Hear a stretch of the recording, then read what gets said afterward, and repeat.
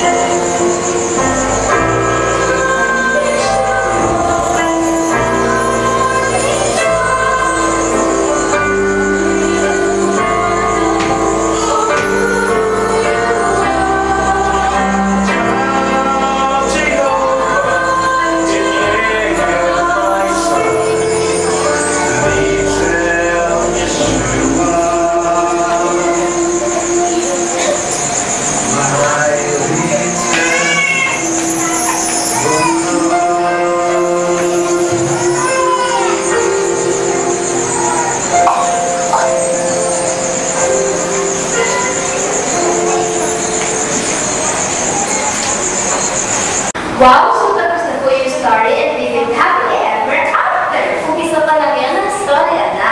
Ha? Ano po yung nangyari? Sila Mary at Joseph ay humarampas sa ilang tamang pagsubok. Nagpalabas ng utos ang hari na kailangan makuha ang census. Census? Yes! Census! Ang pagbilang ng kung ilang tao ang meron sa isang bansa. Mga babae, lalaki at mga bata ay ginatawag na census. Kaya kinailangan bumalik ng mga tao sa kanilang bayang sinilangan. Kaya sina Mary at Joseph ay bumalik sa Bethlehem dahil pagdoon si Joseph. Malaki na ang tiyan ni Mary noon at malapit na siyang manganak. Kawawa naman si Mary. Ano pong ginawa nila? Jose, napapagod na ako. Sige, subukan niyo magtanong. Maghanap natin mo tutuluyan. Jose, bilisan mo, tila ako yung mga anak niya. Diyos ko, saglit lang. Tatanong ako. May samarin na silip ba dyan sa inyo? Mga kasawa yung mga anak na. Pasensya na, pero puno na lahat. Dapat, nagpareserba na kayo maaga. Kahit sa mga silip naman ni Tamang, ang kasawa yung mga anak na. O sige, dahil sa iyong asawa mga anak, papadapin ko sa inyo silang ng baka. Maraming salamat po. Hindi dito, sabi ko, silang ng baka, doon sa likuran.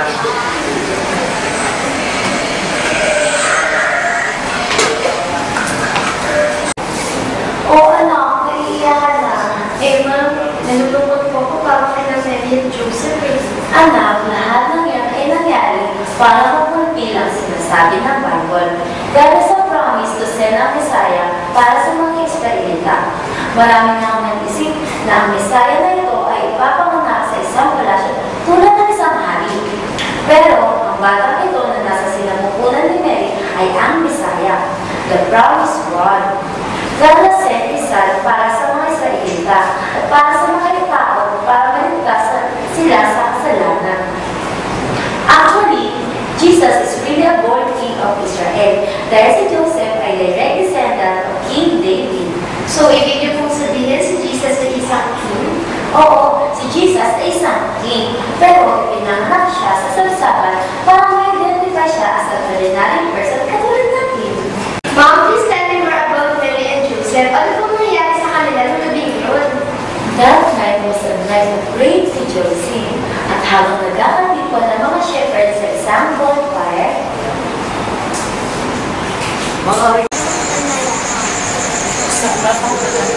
Ang mga pitsminin pa akong makawin. Paano magsusunod sa makawin?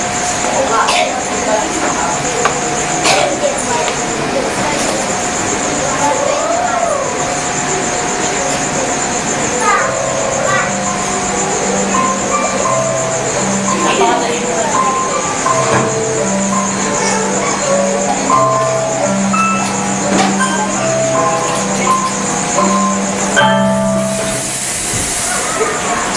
Huwag kayong matakot.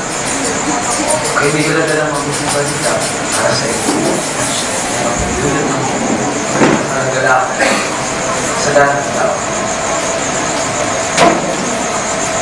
Hindi kayo. Sinilang na ngayon ang inyong talagang pagkakaroon. Si Kristo ang Panginoon. Narito ang mga balita. Makikita niyo isang sanggol. Diba na nagagalang sa isang dami. Ito'y